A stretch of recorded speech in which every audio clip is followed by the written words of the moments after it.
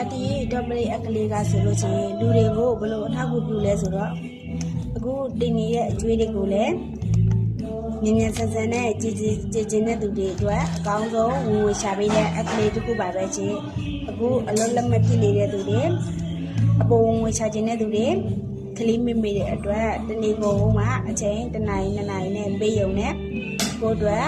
အပေါ်ဝင်ဝေရှာလို့ရတဲ့အကလေးတစ်ခုပါပဲချင်းဒါပေမဲ့ဒီ S ကလေးကိုသိထားရမှာကသူကပစ္စည်းကိုကိုယ်တိုင်ကိုကြရောင်းစားရမလို့ဘူး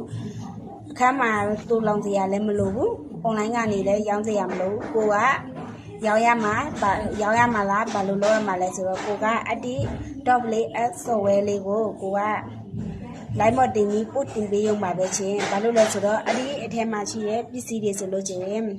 0 ဆိုင်ကအကုန်လုံးသူတို့ကိုယ်တိုင်ကိုကြရောင်းချပေးတာဖြစ်ပါတယ်ချင်းကိုကတော့အဒီ .s software လေးကိုပဲကိုက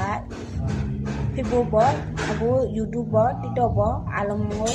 ပို့တင်ကြော်ညာပေးရုံပါပဲချင်းကိုအတွက်အများကြီးအပေါ်ငွေချပေးတဲ့ကော်မရှင်တွေချပေးတဲ့အကလေးတစ်ခုပါပဲချင်းဒါမလို့TikTok မစောတတ်တဲ့သူတွေအတွက်လည်းပူစရာမလိုပါဘူးချင်းအခမဲ့သင်တန်းတွေအခမဲ့လေးလာခွင့်တွေအများကြီးရှိပါတယ်ချင်းအဲဒါကြောင့်မို့TikTok မစောတတ်ဘူးဆိုတဲ့လူတွေအတွက်လည်းဒီ double A ကလေးကလှုပ်ဆောင်လို့ရပါတယ်ချင်းဘာလို့လဲဆိုတော့သူကပို့တင်ကြော်ညာရုံလေးပါပဲချင်း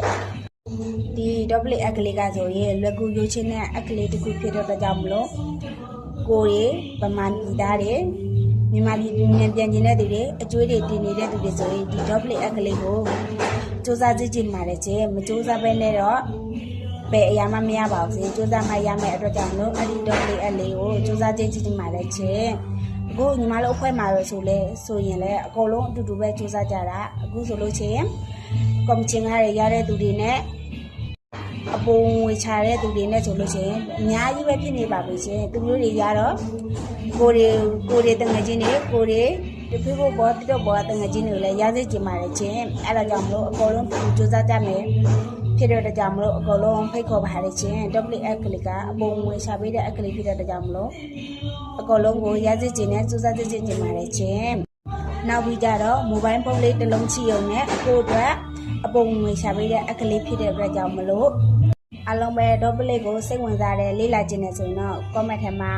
hi လို့ရေးသွားပေးပါချင်းဘာလို့လဲဆိုတော့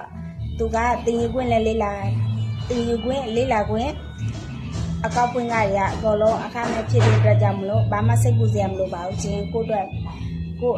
ဘယ်ဟာမှချိုးချိုးမှုမရှိပါဘူးချင်းအဲဒါကြောင့်မလို့အလုံးကိုစူးစမ်းကြည့်ချင်ပါတယ်နော်အများဆုံးကတော့သူများတွေလုပ်တယ်